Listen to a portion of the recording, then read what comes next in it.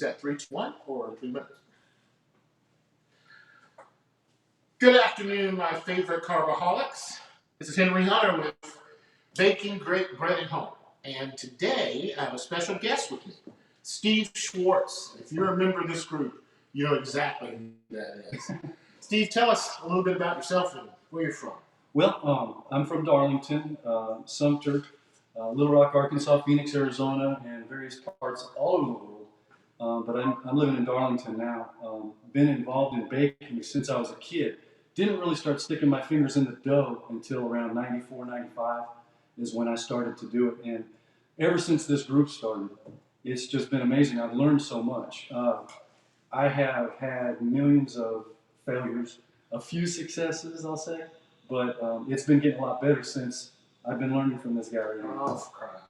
It's true, I'm telling you. Well, the thing is, I'm learning so much because I get questions that are posted online, and I try to answer all of them, but I can't because now I have, people like you and other administrators on the group who are knowledgeable and can answer questions posed by the group, and that takes a load off of me. I started baking when I was in Germany. I was in the military, and I had a landlord who was a baker, and he would drag me down to his bakery until I fell in love with him. So I finished out my term on the military, and I went back and learned some book learning. And now we're on our way. Okay, so today is focaccia. Focaccia is a flatbread that, in order to make it this time around, we're using a poulish. And the reason I chose this recipe is because if you learn how to do a poulish, then you can apply it to so many other things. And it's required for so many more advanced breads like ciabattas and baguettes and some other things. It's really, really versatile. Let me hold your stuff. So yours should look like this. This is what Steve's poulish looks like. You see all those big bubbles? See that? Jiggly. Jiggly. That's good. And I've got one around here somewhere. Now these were made 8 to 10 hours ahead of time. 227 grams of flour. We use this flour. And the difference with all-purpose flour and bread flour for this recipe, we use King Arthur all-purpose flour because we know that the protein content in this flour is going to be about 11.5%. Bread flour is about 12.1. That's a lot of protein. And when you use bread flour, you end up with a smaller crumb. Crumb is how we describe what the inside of the bread looks like. So if you think about a sandwich bread, it's really tight. And if you think about a sourdough bread, it's really open. Now, bread flour, because of the protein, gives it a chewier texture. You can get open holes with bread flour too, but it gives you a chewier texture and it's got more gluten potential. Now I like to say potential because there's no gluten in flour. There's glutamine and gliadin, 2 molecules, when mixed with water, come together to form gluten. So a poulish today, the way I want you to think about this is not that they're 2 separate recipes. They're one. So the recipe calls for 340 grams of bread flour in the main ingredients. But we've used 227 grams in our poulish.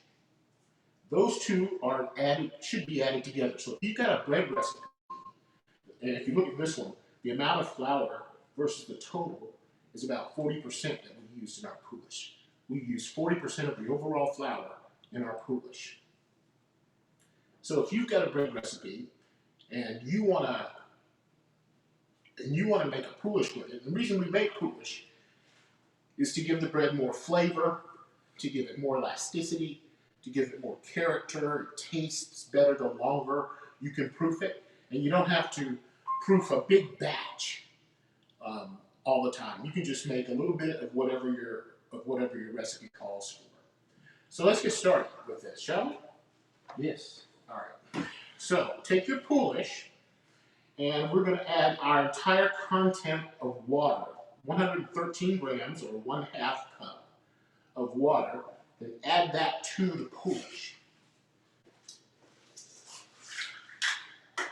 Just gonna knock down some. You reckon it's gonna fit? Yeah. Well, if it doesn't, you don't have to put it all in there. Yeah. It just makes the poolish easier to get to separate out. Yeah, I think it's gonna take it. So 113 grams.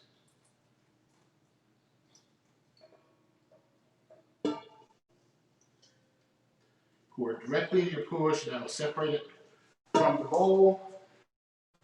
You'll be happy. All right. Now we've got. So just make sure it's away from the edges. See that? It's coming loose pretty easy with that water. Yep. And if you can bake, if you're baking this today and you're mixing by hand, this can easily be done by hand, but it's a very sticky dough. It's a very wet dough.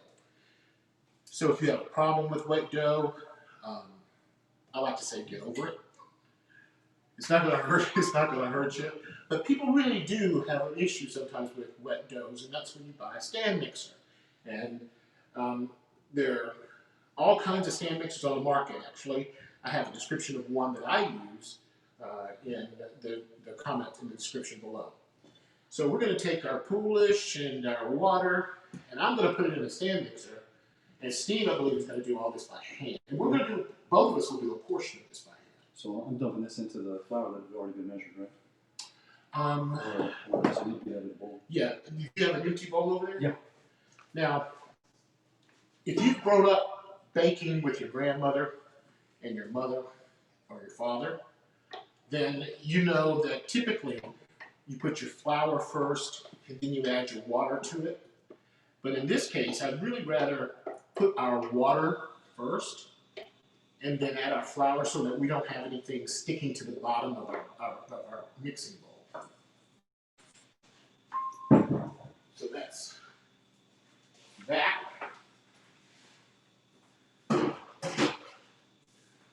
Now we're going to add our other ingredients.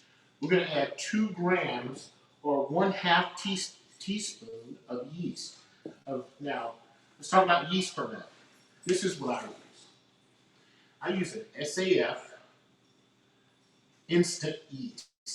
This is the kind of yeast that professional bakers use. You don't have to proof it. You just mix it into your flour and keep moving. It's a much more stable yeast. You want to keep a bag. Now, if you want to keep a bag like this in the freezer, you want to keep your yeast in the freezer. If you treat it right, your instant yeast in the refrigerator, it'll last about 2 years. And if you put it in the freezer, you'll get more life out of it. That can go into the freezer for 3, 4, 5 years. Yeah, that's the way I do it. I have a small container that I'll take out of the freezer when I need some. Right. That one stays in the fridge. I use it till it's empty and then go back to the fridge. That's how I do it. Yeah. So if you're reaching to the back of your cabinet to that old decrepit bottle of yeast that's been sitting in the corner in the back of your cabinet for a year, it's time to get some new yeast. And try to go ahead and convert over to an instant yeast. That way you don't have any problems. It's very stable, and it's going to give you a consistent rise. All right? Let me ask you a quick question concerning yeast. The instant versus active dry. Okay. You talk about the salt and the yeast, they argue. Right. Okay, is there a difference between the instant and the active dry? There's only, as it relates to salt? Yeah. No. So they both don't like it, period. They don't like it, period. All yeast are microorganisms and basically very similar in species. Even sourdough, even wild yeast doesn't like salt. So if you're making a sourdough bread, you're going to do your auto yeast, which is where you let your flour and water sit together, without salt. And then you mix your starter in on top of that after you're beginning auto yeast. And then you're going to add whatever you have a little bit of remaining water. After you let that sit for 30 minutes, then you're going to put the remaining water and your salt and work that in. Keep them all set. Okay. So, because if you're using a scale and you don't have a microgram scale, then you're going to miss this mark. So this is the one time I advise you to go ahead and use measuring spoons. So if you're no, I don't know. Okay. I'm going to use my scale. I can eyeball this, but 2 grams. Jeez, this is a full one. That's it. And I'm doing the caramel sand. I'm mixing into my bowl, which is not what you're supposed to do. If I had gotten out of control with that, all of this would have been ruined. But we're having fun. Done that? Yep. All right. You've heard me say this 100 times. Buy a scale. Yeah. That's the #1 thing you can do to improve your bake. If you're using cups and teaspoons, my cup is different than his cup and your cup. So if it's 13 grams, his is 13 grams, mine is 13 grams. See, what you want to do is you want to take as much variability out of it as possible. You know where the bullseye is, and if you're able to aim at that bullseye, you're going to make some mistakes and you're going to have some successes, but at least you know what you have to correct. I think I told you before, I started baking by weight when I got in this group and started to pay attention. Right. And every loaf that I've baked since then has been much more consistent than ever before. It's the most important thing you can do, is to weigh your ingredients. That's just the bottom line. All right, so we got our yeast, our poolish, everybody caught up, and our water. Let's just give that a little bit of a mix. So your poolish started out with a tiny bit of yeast, a really tiny little bit, 1/8 of a teaspoon. And overnight, or over the past 8 to 10 hours, the yeast had multiplied, and it's created basically a sourdough starter. So a poolish is called a poolish. It's called a biga in Italy. It's called a sponge in America. It's also called a pre-ferment because you're fermenting a part of your flour before you move on. And now we're going to add the remainder of half of the remainder of our flour. We have 340 grams that we need to add to this recipe. So the first thing we're going to do is add half of it. That's 170 grams. Or just, if you've done your separation, just do about half. It doesn't have to be exactly half.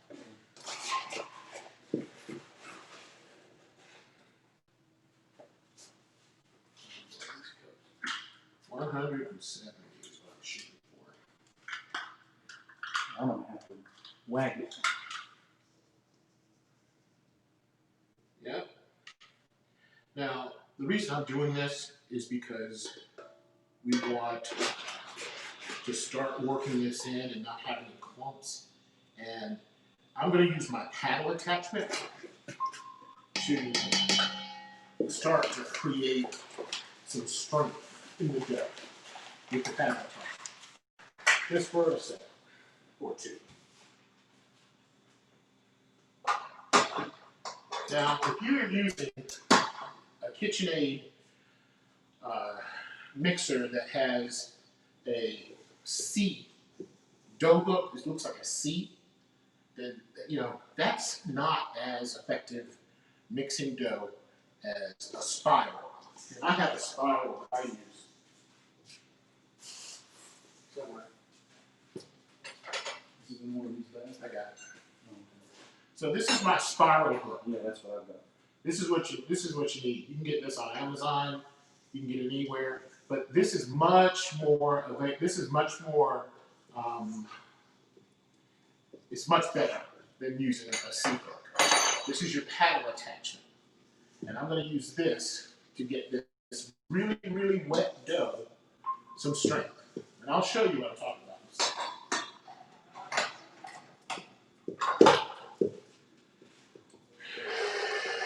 start off slow, so you don't have to put the fire. I mean, the fire. The flour's not going to be all over you.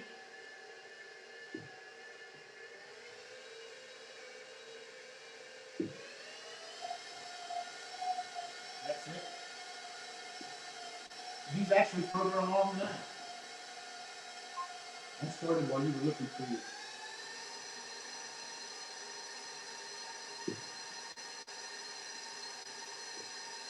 Have you ever made focaccia before? No. I can't even pronounce it. All right. Now I'm going to add my olive oil. You can add your olive oil to it.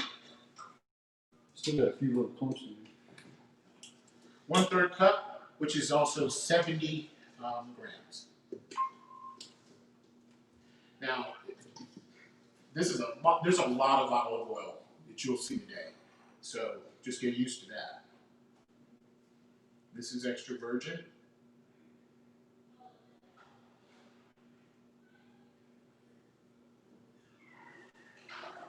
The olive oil that we're putting in here is really what's going to help us affect the taste of this bread. It's a signature part of the way that this bread tastes. It is an amazing bread.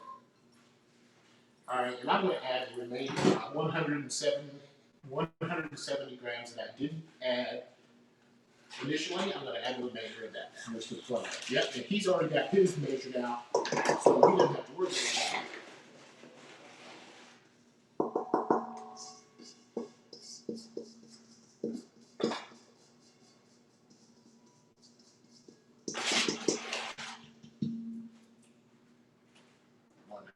Six, 1,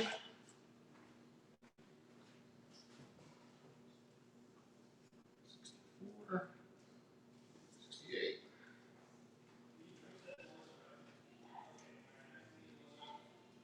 Perfect. All right, switch on. Yeah, Gotta get an even workout here. you gotta be strong. Now, I could continue. Actually, I might just until this is well combined. I'm going to use the paddle attachment for one more second.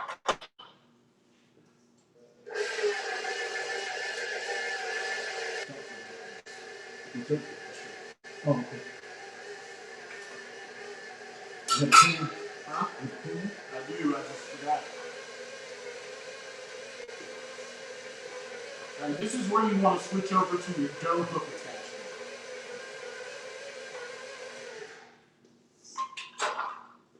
This is getting tight to the point where I'm going to put my hands in it and not try to use it. It's time. Once it's a shaggy mass like he's got his, put that on the counter. No flour on the counter, just straight on the counter. You can dampen your hands if you wish. You could use that bowl that you had your flour in to put some water in. Yeah, I think I'm going to do that as soon as I get this thrown on the counter. I'm so congested. I slept last night for 10 minutes under a fan with the air conditioner on. Oh, that's always pleasant.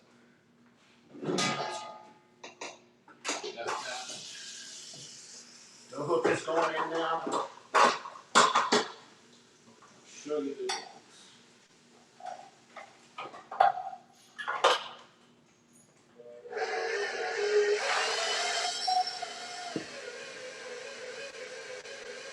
All right. Now I'm going to add my sea salt. I'm going to add 14 grams of sea salt.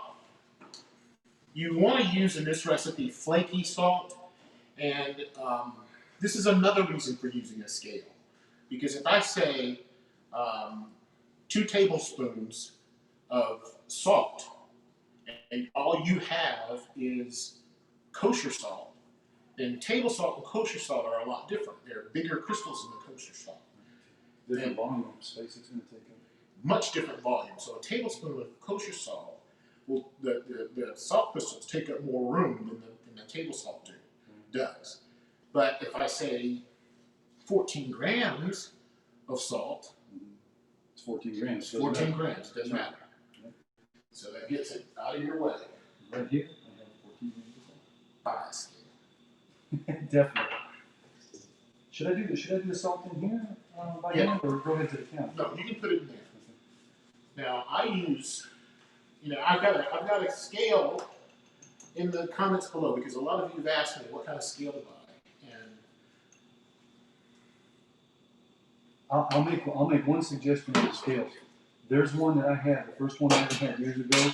That had a glass top on it, and it had a little teeny tiny spot in the center that it was connected to, and every once in a while the top would fall off of it. I don't know why, but that's what it did. Well, it's supposed to come off for you to clean it, but no, it would wobble. Oh no! And then you got to check when you buy a scale. Check how much what's the maximum weight. The maximum weight on this one is 27 pounds or 22 pounds. Wow! So that's a lot. I'm not measuring. I'm not baking in that size in my house. So that's 14 grams of sea salt right there. Fine sea salt. You want to use a flaky salt or a coarse salt, not a table salt for this. But if that's all you have, that's all you got. 14 grams of it.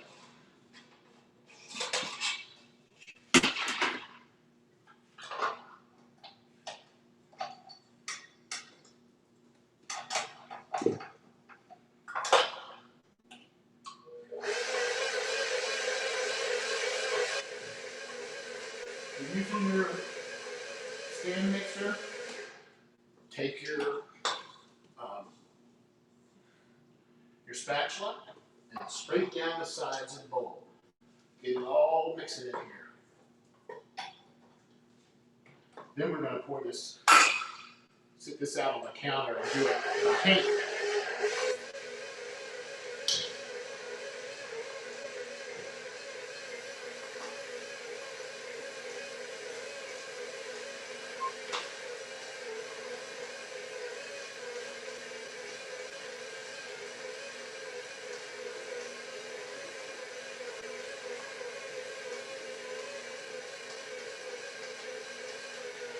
All right, and you can tell when it's just about done because it's pulled away from the sides and there's just a little bit sticking to the bottom. I'll show you. See how when it's turning that there's a little bit that sticks to the bottom? That's ready to, I'm ready to knead by hand here. Okay, so my counter is clean. I'll wipe a little flour. And then take your bowl scraper.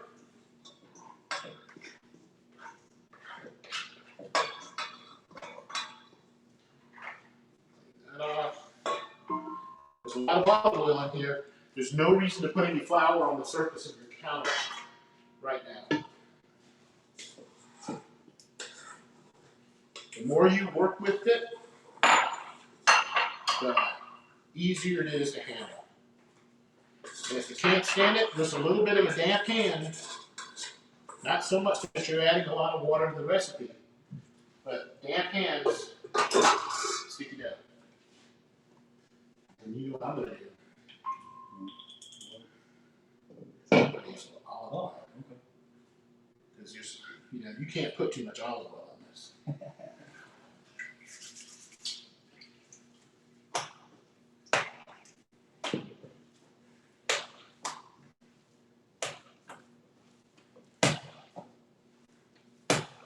What's the slapping? Does that mean? This is a French method. It's called the slap and fold. And it allows, it's just a way of stretching the dough at the same time as you're putting pressure on the gluten. This is when a bench scraper comes in handy. Because you want to let the counter help you out. You want the counter to help you knead. It's a resistance, right? That's right. Now, you don't want to do so much that you're tearing it, because you're creating gluten, you don't want to tear it. So just keep it up.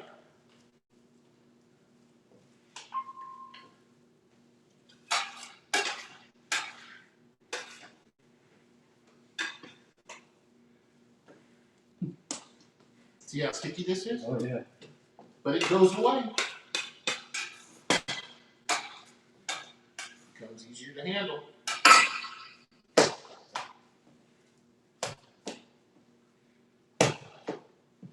All right. See how I'm doing that? Try it. I just did. Here you go. What you're gonna do is hit it. Yeah. Oh, and then fold. No. Okay. And then pull it and then flip it away from it. Oh, okay. That's it. All right. And then you're gonna go 90 degrees. Flip it. 90 degrees.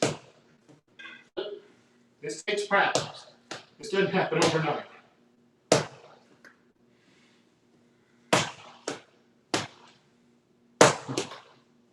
See how smooth the top is? Yeah. See how smooth? Yeah, yours is good.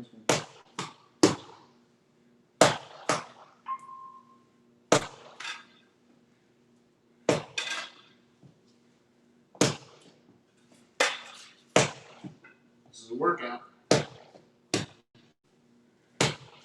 Didn't let go of my ink.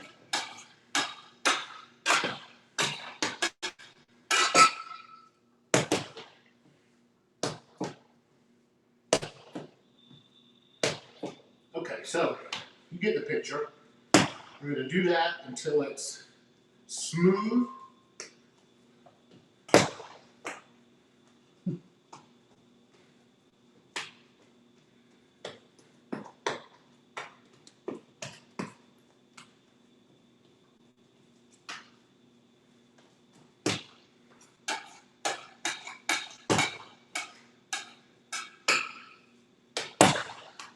We don't have to do this the entire time. We can move on to our next step. So, imagine that smooth. Nice and smooth. Take your bench scraper, clean up your mess, and use it to tighten this into a little ball, creating a little tension. And you don't have to use any other. You can put, if you're not using that mixing bowl, put it right back in there. Oh, the one we mixed it to the shaggy mess in? Yep, you want to. Just use some of this olive oil or cooking spray. Oh, okay. Here you go.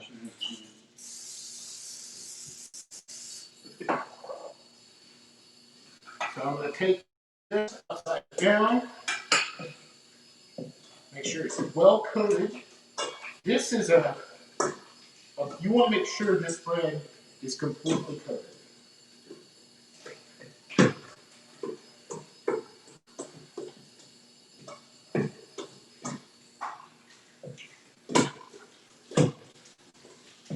All right. Then we'll take some ceramic or cling film. Did you spray? I did here.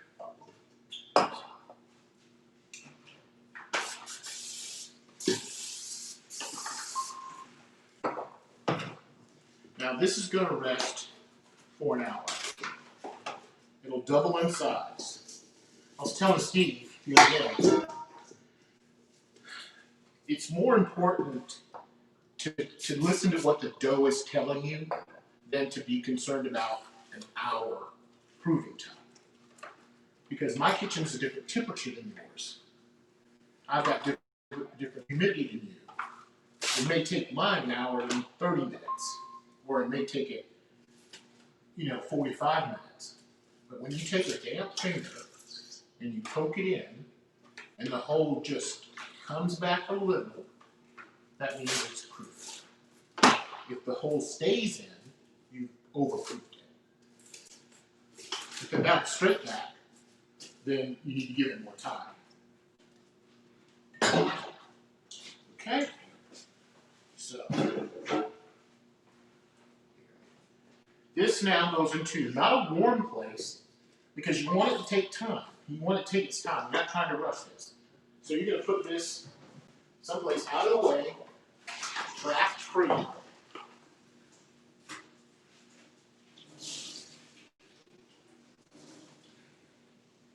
you go. Thank you.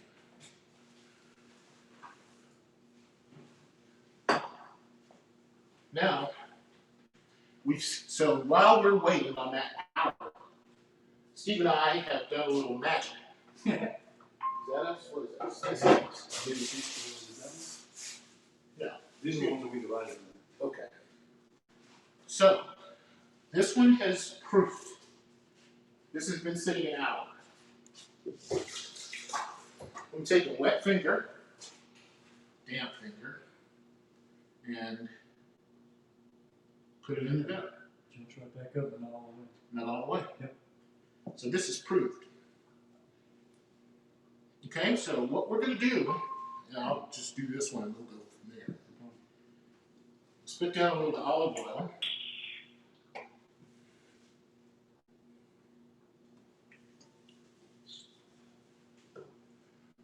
On the surface. And listen, don't just dump it out. Get used to that. It's not completely necessary here, but it is with other breads. So practice the way you play with time. Now, I want to completely degas this. I want to do that for a couple of reasons. What's one of the reasons? To get the yeast back in contact with its food source. That's right. The yeast has to be able to eat. It creates all these bubbles, this CO2, which separates it from the flour. And unless you do a fold and put the yeast back in touch with its food source, it can actually suffocate. The yeast could actually die. So I'm going to fold that halfway, take this end, and fold it over, halfway, over halfway. That's all I need to do. And back into its bed for another hour. Saran wrap gets expensive. They give these away. They do. All right, so let's get our, now another hour has passed and we're ready to go ahead and shape our ciabatta. Not ciabatta. Focaccia. With some dip for you.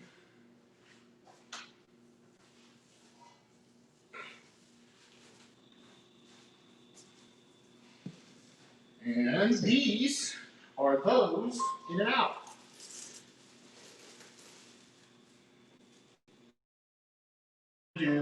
Is we want to degas this and we want to begin to shape it into the shape that we want for our final. So turn it out, let it come out naturally.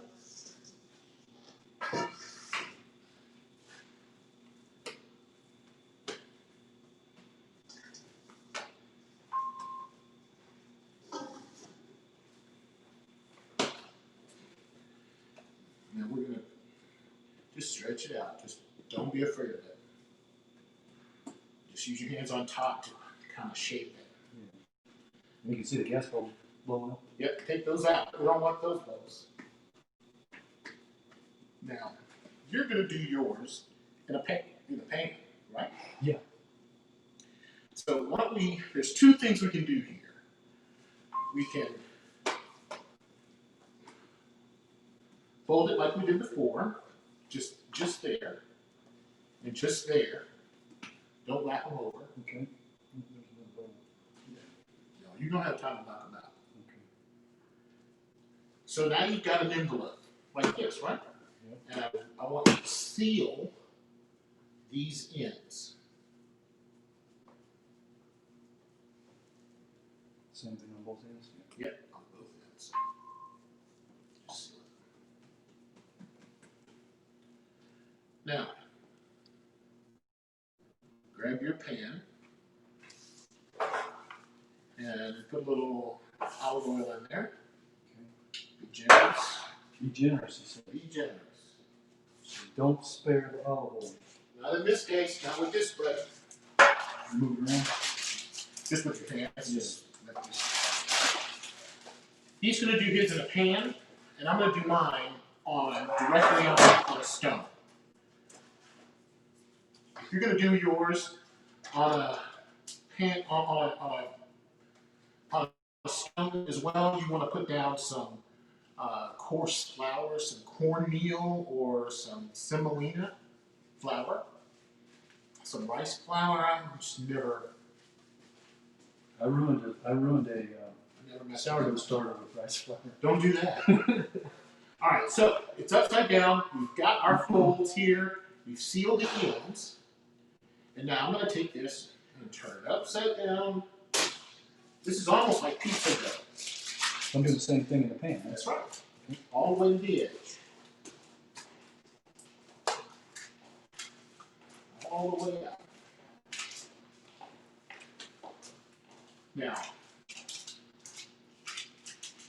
what you're going to do after you do this, you get it all out like that. And if it doesn't, here's another thing. You know, we talked about listening to the dough. If the, you know, you got olive oil in here and it's drawn back. Watch this. It needs to wait. What do you do? It needs to wait. That's right. When the dough doesn't cooperate, put it in timeout. Yeah. 2 or 3 minutes, the gluten will relax and cooperate more with you. Now yours stretched out. Do you think it's the fact that this is non-stick and it's got the olive oil in there? It's that. That's a big deal. That's a big part of it. Which is why I chose this. So, anyway. I told you, Mary. I told you, Mary. You're the baker's secret. That's an inside joke. She knows what I'm saying. Okay. Now, we don't have a whole lot of time. Right. So, after you let this rest for an hour, it's going to puff up again. Right. Then you can spread it even more. Now, I'm going to jump over that. Pretend this is already proofed. And I'm going to show you. You're going to put your fingers through it. I don't want to see any of this. That's not it. We go all the way to the bottom. Jerry Lee Lewis on the piano. That's it. Now, when this is fully proofed, these holes will stay and be really big. Okay? You said that takes about an hour. That takes about an hour. You can try to stretch yours again. Okay. That's it. And you can even take it and handle it like a pizza dough. You can put it on your knuckles. Spin it around. You can do all kinds of things. But it doesn't have to be perfect right this minute. Just as long as you got it out, because you're going to let that proof. It's stretching more, but it's definitely still drawing back. It's slippery. Yeah. All right. So once you've made your indentation, once you've let this rise, then you're going to make the indentations with your fingers, and then it's time to decorate. We're doing rosemary today. Tell me the story about rosemary, Steve. Rosemary. Well, we've got these enormous rosemary bushes that are just about taking over one of our raised bed gardens. And I told the artisan here that I would bring fresh rosemary. He said, which I did. I went to the store and could have fresh rosemary. But no. I did. I went out there right before I got in the truck. Well, my wife and I got in the truck to head to the lake where the camper is. I cut probably, I don't know, maybe half a pound. A good bit. Filled a quart bag of it. Nice. And took it to the lake and Lake Watery and in the camper refrigerator. I forgot to pick it up when I drove over here. We were going to use this anyway on the main dough, and then we were going to supplement that with some really large fresh rosemary pieces. But I'll show you what we're doing. Pay attention. So take your rosemary, your fresh rosemary, and chop it, into smaller pieces. I should have put the olive oil. I got to paint this with olive oil. I've been using so much of it. So I just painted it with olive oil. You guys just didn't see it. If you want to, you can do that to yours, but you're going to wait till that rises up. Yeah, this is going to be okay. Because I can't even get it to stretch out. Now, I'm coming with some flaky sea salt. Now, this is a good time to tell you guys this. Once you know what you're doing with this, you can do all kinds of things. And I'll show you what you can do with it in a minute. But I'm going to take a little bit of sea salt, and I shouldn't put my hands in here. I should pour it in my hand, but this is the one out of my house. And I don't write complaints about me.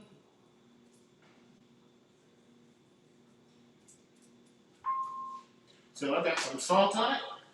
There's olive oil on it.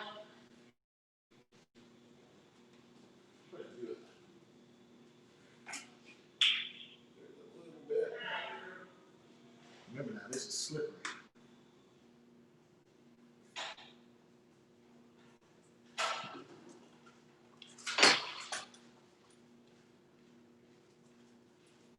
As this rises up a little bit, it'll get into these little holes. Nooks in the crannies. That's right. That's what makes this bread. Now you can put some. We can put some tomatoes on here. You can put some peppers, some radishes, all kinds of things you can put on this. Mushrooms. Once this is now proofed again for an hour, it's proofed, and it's ready to go into the oven. You're going to put it in the oven at 380, at 480, almost 500 degrees, 480 degrees. Is that what the recipe says? And then 475. 475. 246 degrees centigrade. Right. So once you have it in there, half of the cooking time. The cooking time is 22 minutes. I think it's a 20 to 24. 20 to 24. Yeah, mine took 22 last night. Halfway through, turn it. So at about 11 minutes, 12 minutes, I turned it just so that it would cook evenly. And I'll show you the result. So these have to do some work before they're ready to go. But once they're ready to go, you can get real creative.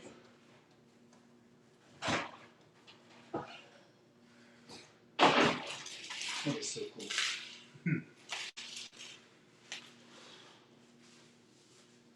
See that? That's some tomato, some radish, some bell pepper, different kinds, mushrooms, there's asparagus, and rosemary, tomatoes. No, the long green. Oh, that's chives. Chives, okay. Yeah.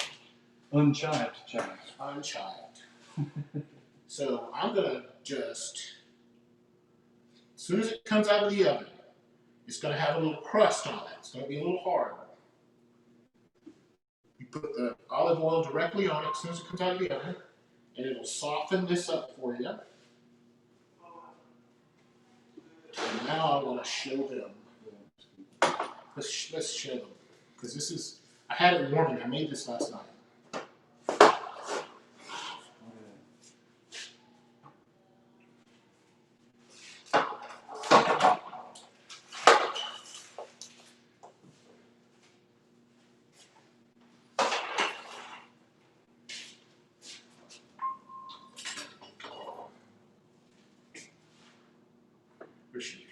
It's like a custom birthday cake. Look at that. Look at that. Bam. I don't know if you can see those holes or not.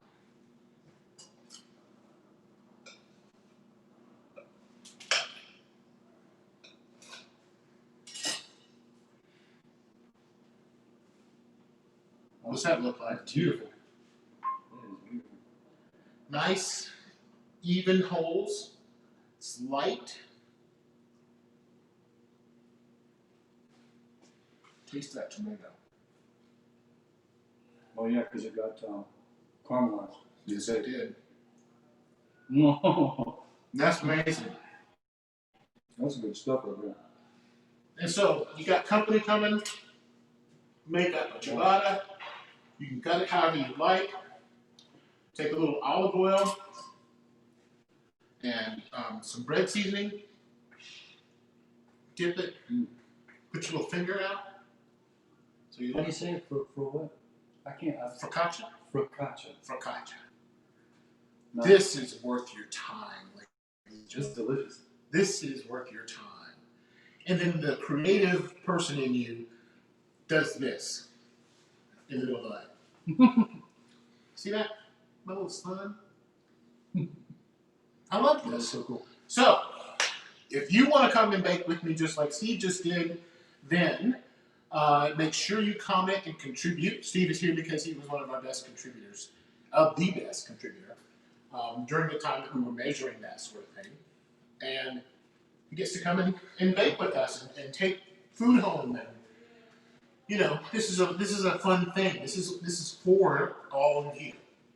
So, ask questions, I'll get to them. We've got another celebrity guest bake coming up. We have, I'm going to have another guest in another couple of weeks who's going to do bread scoring. Yeah, And that's this, gonna be fun. yes, listen, this woman that I've got coming to help us learn how to score bread is world renowned. And if I can get her, then you guys need to make plans to be here for that, because she'll teach you some things that you'll never, ever forget. Okay? I'm terrible at scoring. I can tell you that right now. Now listen, it's nothing but practice. You can't be timid. That's what bread is about. Bread is about learning. It's like playing golf. You know, you go out there and you chop up the course, but you hit that one shot, Yeah. and that keeps you coming back. And that's what bread's like. You're gonna mess up, and if you're not messing up, you're not doing it right. But at least you can identify that things. If you use a method and by a scale, you will be able to eliminate the things that pull your breads down, and you'll increase your ability to do these things. Okay? Thank you for joining us. Please comment below where you're from, especially all you new guys. Love you guys. Thank you for being a part of this. Thank you for making all this possible. I wouldn't have anything else to do. Thanks for having me. Thank you for Thanks for being having here. me. And I've got news coming next week. Right? I told you. Oh, yeah. So stay tuned. Thanks, people. Thank you, Steve, for being here. Thank you. All right. We'll talk to you later.